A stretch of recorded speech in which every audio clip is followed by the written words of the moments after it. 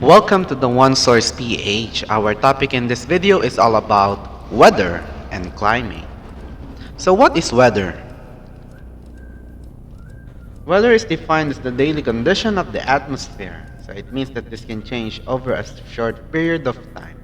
In a day, there may be several changes like sunny to rainy to cloudy. This is the temporary behavior of the atmosphere, so you can describe what's going on in a certain time in a certain place. And as I've mentioned, this only applies to a small geographical area and can change very rapidly.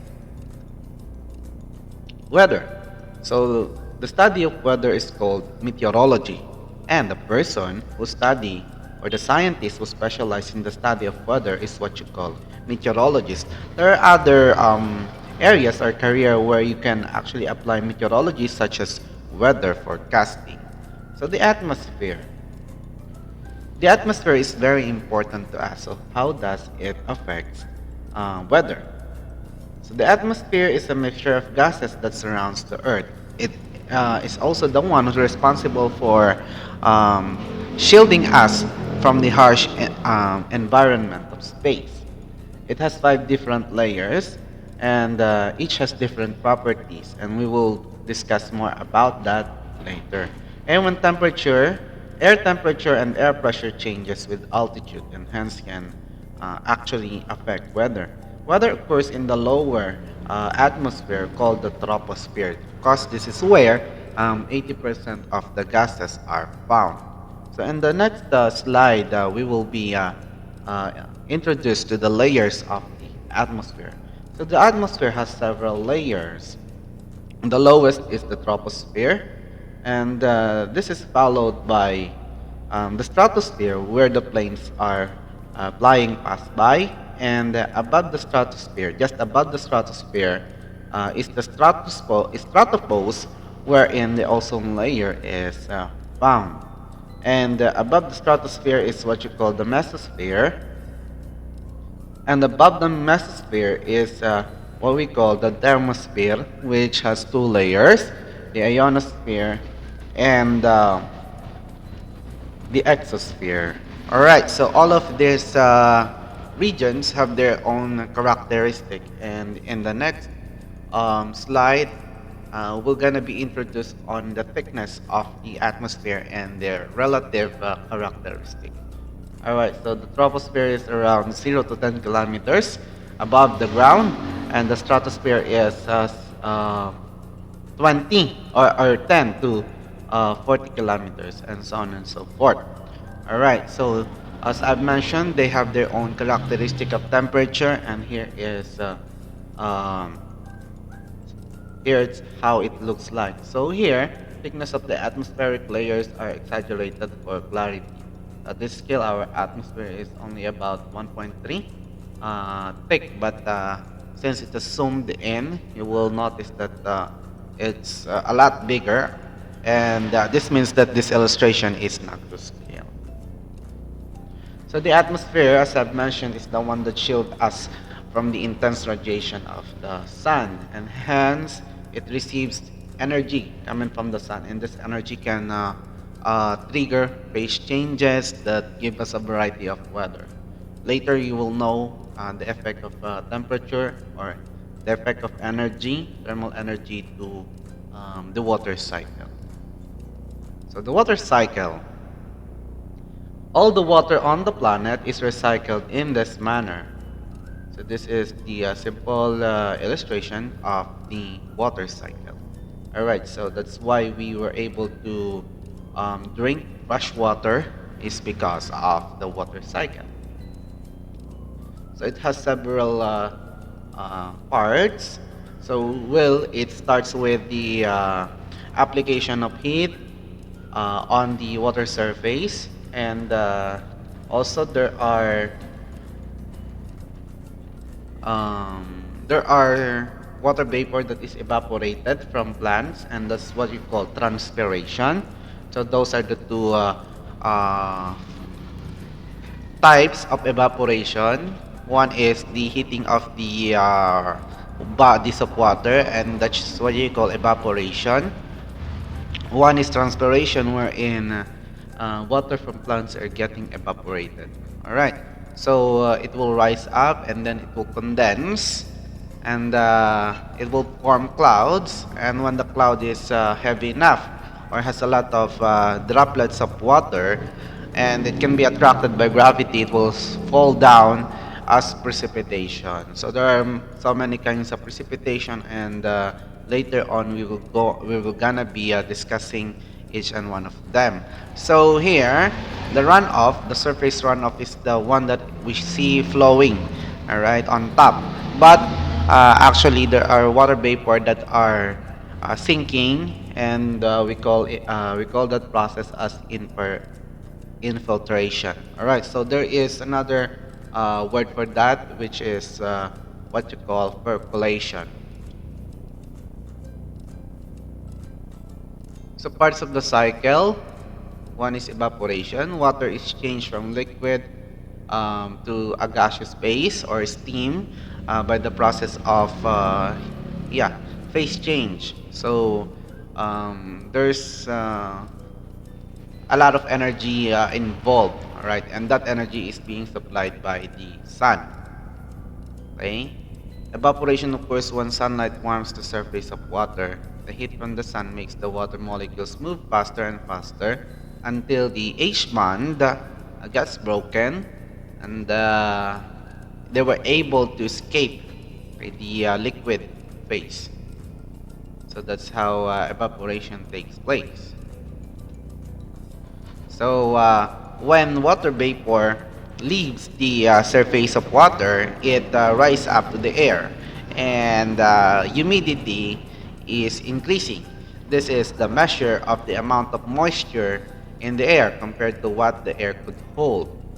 Humidity actually changes with temperature because temperature can expand the molecules, hence it could carry more water vapor than the normal. So this is also a measure of how full of water vapor the air is. So this is expressed in percentage, all right? So 100% relative humidity, it means that the air is saturated. So that means the water vapor in the air is at its maximum, and any greater than that could cause altercation of weather. So as I've mentioned, relative humidity is controlled by temperature, yes, and pressure. So warm air holds more moisture than cool air. Okay, warm air have more spaces for water vapor between air molecules. As air temperature increases, air can hold more water molecules and its relative humidity decreases. All right. So as air temperature drops, relative humidity increases. So yeah, that means as of now, the polar ice caps are melting. Hence, there are a lot of water in the ocean. So the rising of the sea level could actually um, create more water vapor in the earth. All right, and in turn warms the earth. And let's just hope that the process would cease, because if it does not, we're gonna be like the Venus that is the hottest planet, even though it's not the closest planet. Because of the presence of water vapor in the atmosphere, it turns out that Venus is not a habitable planet. All right. So dew point temperature. So this is a temperature at which the air is saturated. Okay. Several events can occur when dew point temperature is reached. So if dew point temperature is above freezing, water vapor condenses as liquid, and you can see dew or morning dew. Okay, dew will form on the surface, just like this. Humidity versus relative humidity. So humidity is the water content of the mixture of water vapor and other elements. Okay, so relative humidity is the percentage. Okay, So basically, relative humidity is the description of how full the air is with water vapor.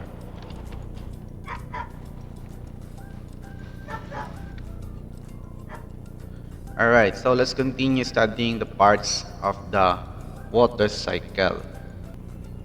As I have mentioned, we have the transpiration. It is the loss of water vapor from plants as their surface, primarily through the stomata in at their surface, primarily through the pores or what you call the stromata of the leaves, but also through evaporation from surface of the leaves. So flowers and stems. All right. So basically, there are adaptation process where the plants try to lessen the rate at which the transpiration is occurring. That is, sometimes they close their leaves, and sometimes they develop spiky leaves.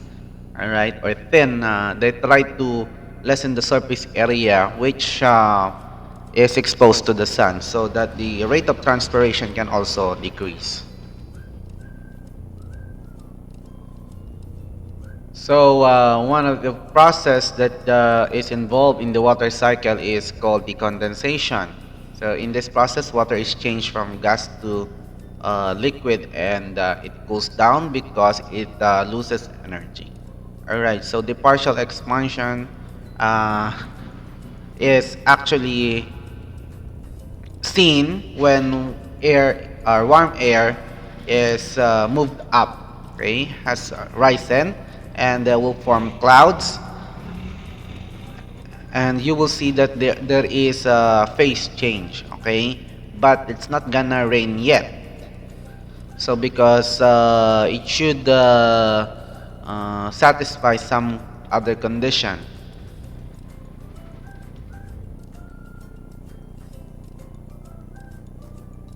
So in the clouds, we have what you call the cloud condensation nuclei, which is some dust and some other particles that are suspended in the air.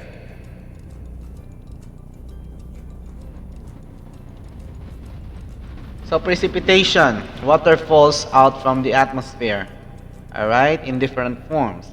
Forms when the heavy droplets or when the water droplets in the clouds become too heavy to stay up, and the cloud is saturated, and there is the interaction of gravity, and it falls down to the earth as fresh water, all right. So precipitation is a product of the condensation of the atmospheric water. So it has main forms that includes drizzles, rain, sleet, snow, ice pellets, graupel, and hail. So as you can see, there are a lot of types of precipitation, and uh, they are different because of the difference in the place where they form, or the uh, yeah, temperature and pressure. All right, precipitation is any type of water that forms in that. Uh-huh.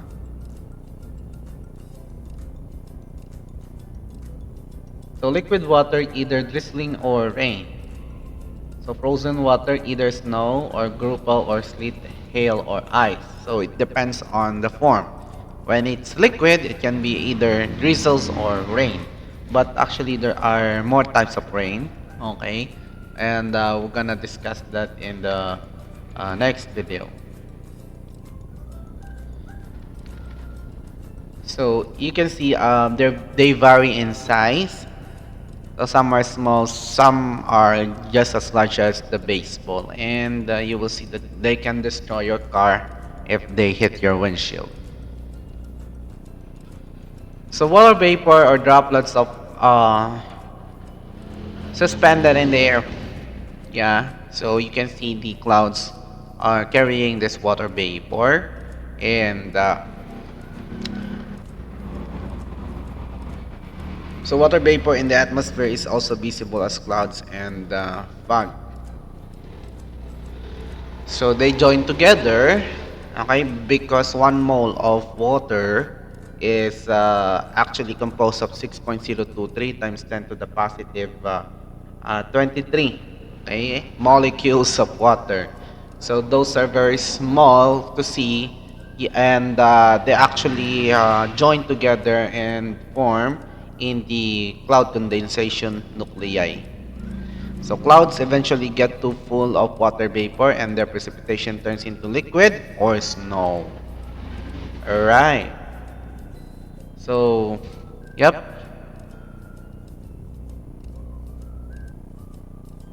So rain is precipitation that falls to the surface of the earth as water droplets. Raindrops from the form around microscopic cloud condensation nuclei or CCN, such as particle of dust or a molecule of pollution.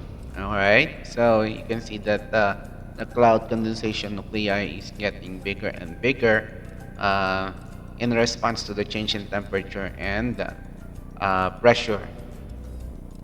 Even though cartoon pictures of raindrops, it looks like tears. Real raindrops actually are spherical. So rain that falls from the cloud but freezes before it reaches the ground is called sleet or ice pellets. Hails or hail forms in the cloud, cold storm clouds. All right, because they are getting pushed very uh, high up above the ground, and there is a sudden change of temperature. All right, so you can see the two levels. So there is phase change from rain droplets to solid balls of ice, and they can start falling to the ground. It forms when very cold water droplets freezes or turns to solid as soon as they touch things like dust or dirt. Alright, storm blows the hailstones into the upper part of the clouds. More frozen water droplets are added to the hail, and yeah, so by the action of gravity, it falls down. So unlike sleet, which is liquid, when it forms and freezes as it falls to the earth, hail falls as a stone or solid ice, and that's dangerous. So stay inside when there is a hailstorm. Hailstorm or hailstones are usually the size of small rocks, but they can get as large as 15 centimeters, 6 inches across, and weigh more than a pound.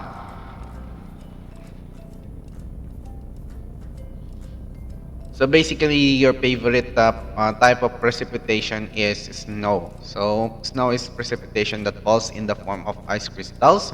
Hail is also ice, but hailstones are just collections of rocks and water droplets. The snow has a complex structure. So the ice crystals are formed individually in the clouds, but when they fall, they stick together in clusters of snowflakes. All right, so if we're going to study, there are different factors for the formation of different snowflakes. Okay, as you can see, they have different shape. All right, and might also be true that they come in varieties. So yeah, it is formed due to the interplay of so many thermodynamic processes happening in the Earth. So when snow falls in the form of a ball instead of a soft flake, it is called graupel. This happens when snow is melted and precipitation forms around the snow crystals.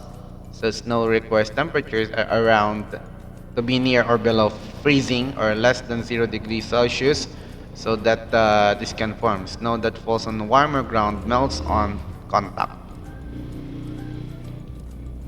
Sometimes different type of precipitation fall at the same time during harsh winter.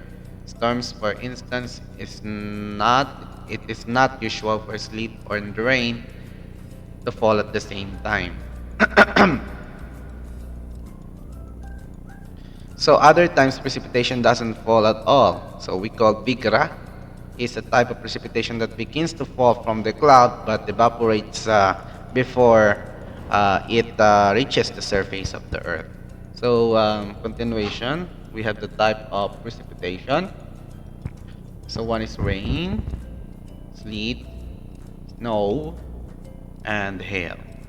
So these are actually formed uh, due to due to the interaction of the air masses. All right. So later on, we are going to discuss these air masses.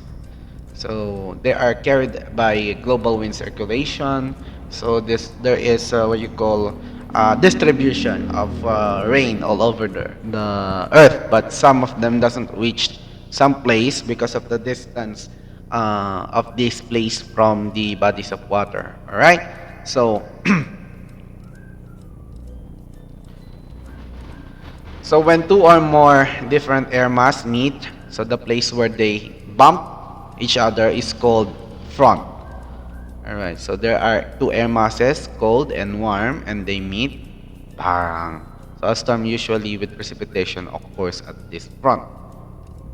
So the type of precipitation that falls from the cloud to the surface of the earth depends on one main thing, and that is temperature. All right. So the temperature of the cloud versus the temperature of the surface of air, and this can trigger um, phase change of the water droplets from water or from vapor to water. All right. So when rain is forming, so warm clouds and warm surface. All right. So rain occurs when precipitation falls from clouds as liquid water. All right. During a rainstorm, the temperature is warm in the clouds and warm at the ground level. So precipitation is melted and they're falling as rain. Snow form when there is a freezing cold cloud and freezing surface. So there's no much phase change, but the cloud is saturated. So the excess water vapor turns into snow and falls down.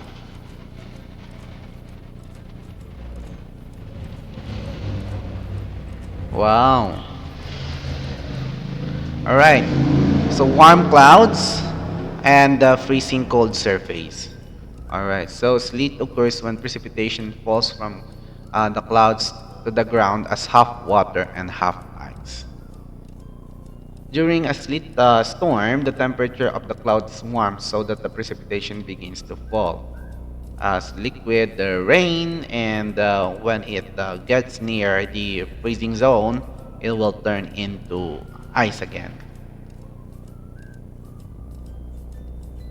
Yeah, there you go. So the only bad thing about this is that they can be very sharp. So you can don't you ever try to look at them, look your way up because that might stuck on your eye and you get blinded by this.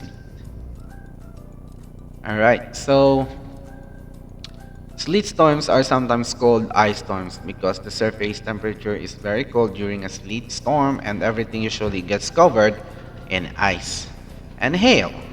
All right, freezing clouds are hail is a precipitation that falls from the clouds to the surface as balls of ice.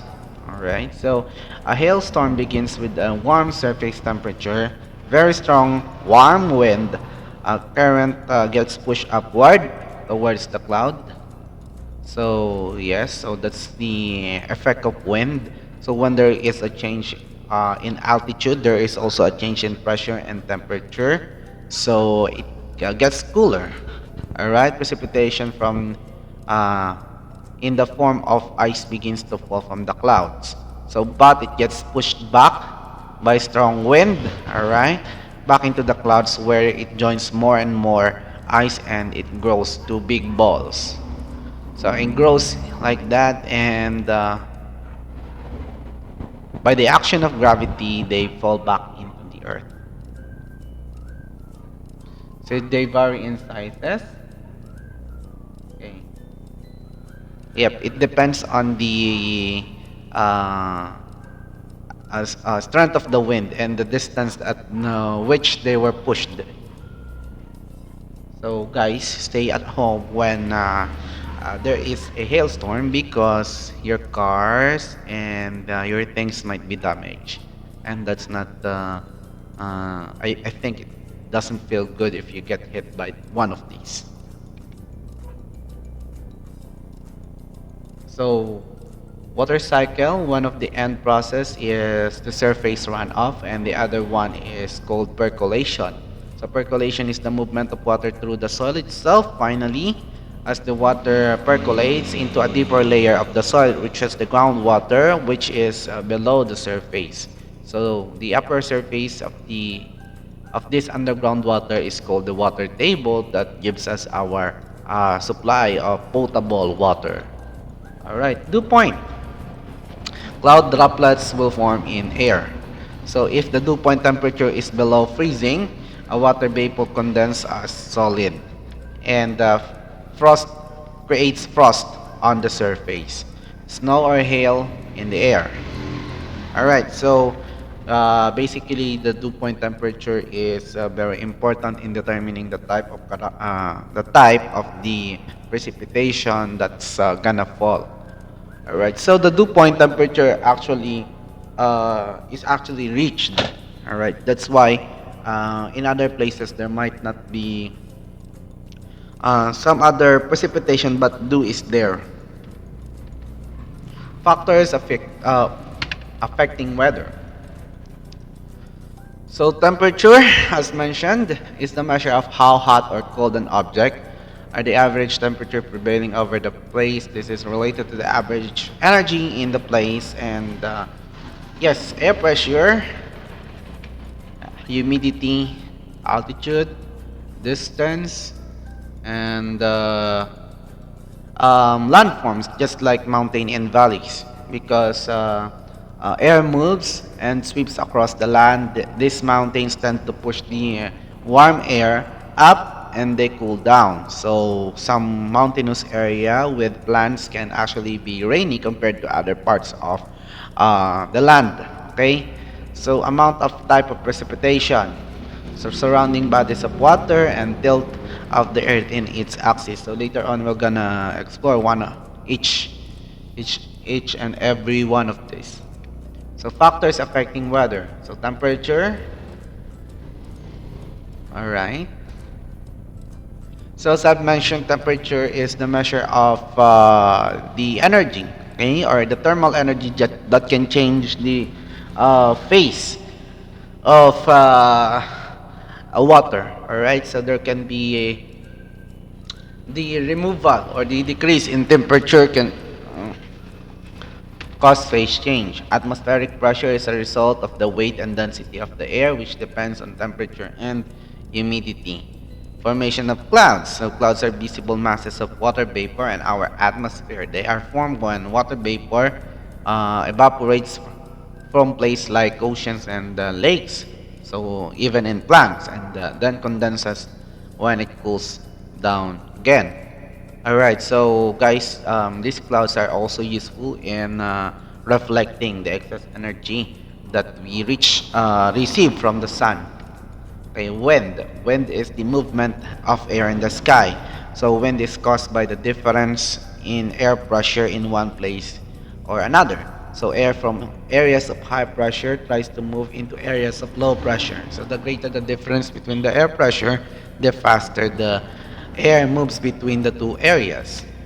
So factors affecting weather, and one of which is humidity. As we have mentioned, humidity is the percentage, okay, or the amount of water vapor in the air. So water vapor makes up about anywhere between 0.1% and 4%. So it cannot be any greater than that, because if it gets any greater than that, so climate is actually changing. So gases in our atmosphere often feels sticky because we know that there are dust, and the water vapor are actually clinging to them. So warmer air can carry more water vapor, than cooler air, which is why we have warm tropical climates. Amount of precipitation and type of precipitation, all right, can determine the climate of the place.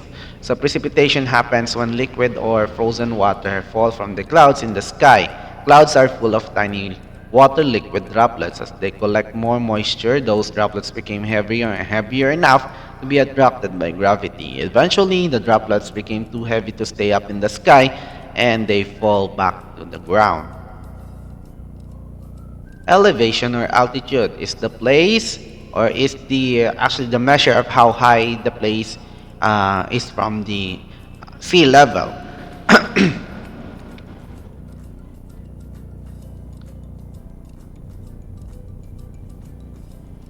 All right. So temperature can affect a lot of factors like the characteristic of the air. So warm air and cooled air is very different from one another with respect to their temperature. One warm air has high temperature, cool air has lower temperature. So their density, since warm air has high temperature, the molecules are farther apart and there is low concentration per unit area. In unit volume, the density is very low. So it's the different is the other way around for the cool air. So an air mass is formed when air with the same properties of temperature and moisture content group in a region or place. So we have so many air masses that are revolving or are present in the earth right now. All right, so air mass is described, okay, has the characteristic of the place where they are formed. So if it forms over a body of water, it has high moisture or very humid. If it forms over bodies of land, so it has low moisture. So if it forms over low latitude, it has high temperature. If it forms over high latitude, it has low temperature. All right, so we name them using two letters. All right, so those that formed over land are called continental, and those are formed in over bodies of water are called maritime. All right, so and we actually need another letter which describes the temperature. All right, or the place where they form. Air masses that form at high latitudes are called polar. Air masses that are formed at low latitudes are called tropical. So polar air masses are cold and tropical air masses are hot. And you can see that there is a distribution of air masses or of different air masses in the along or across the globe. All right. So the red ones are the hot air masses, and the blue ones are the cooler air masses. So as we have mentioned, these air masses can interact with one another, and when they do, fronts are created. All right. So this is a place where the air masses meet. We have four type of fronts: warm, cold, occluded, and stationary. Each kind can bring different kind of weather. So how fronts are formed? When cold and warm air meet in a certain region, there will hold some so-called war between them. This event is called the frontogenesis. So when one air masses override or have won the fight, so fronts are formed. This is known as frontolysis.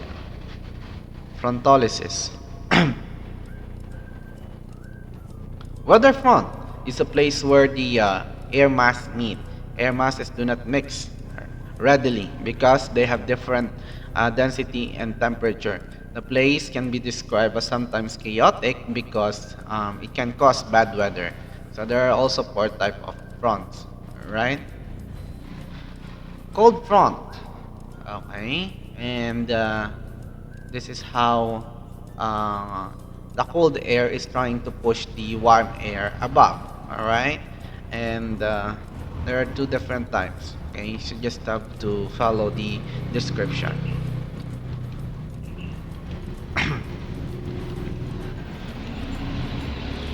So cold front is when the cold air is trying to push the warm air above. So they have different direction.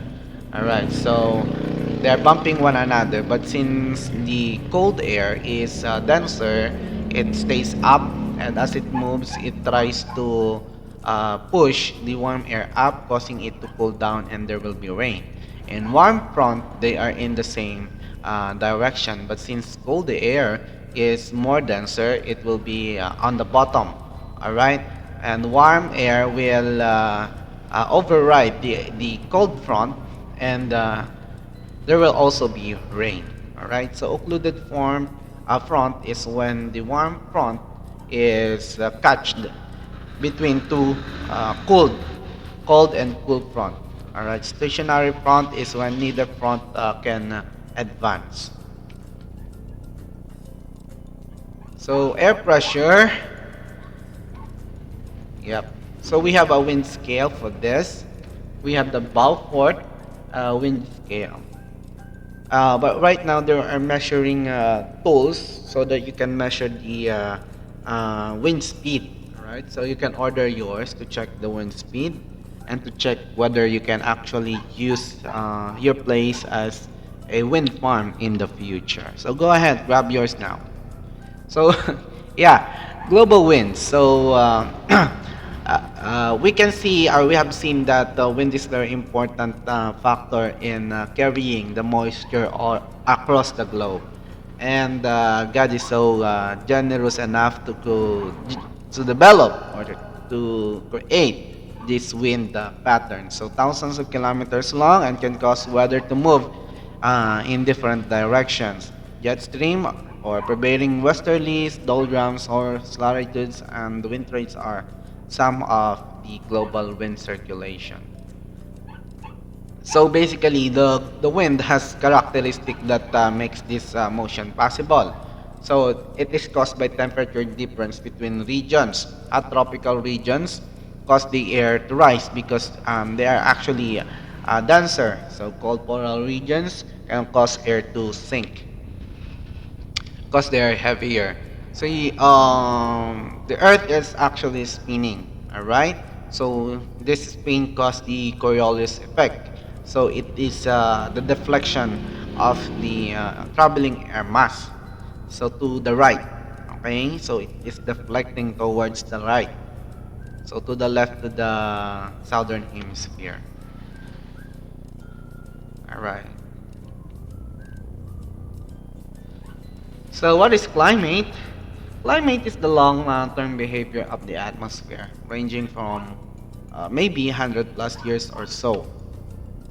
And as we can see, it is covering the entire geographic area or the entire Earth itself. So it is very slow to change, and this change can be triggered by some factors. Like for example, the greatest factor is human. All right. As of this century. Okay. So this climate is dependent on, or a climate of a place largely depends on the latitude. All right, because the latitude dictates how much energy is received per unit area, and because of the tilt of the Earth, the tilt and latitude has something to do with changing the climate and season of a particular place on the planet. All right, so elevation, ocean currents. So topography of the place. So those are the yeah, we have vegetation, prevailing winds. Yes. All right, so guys, those are the factors that are affecting climate.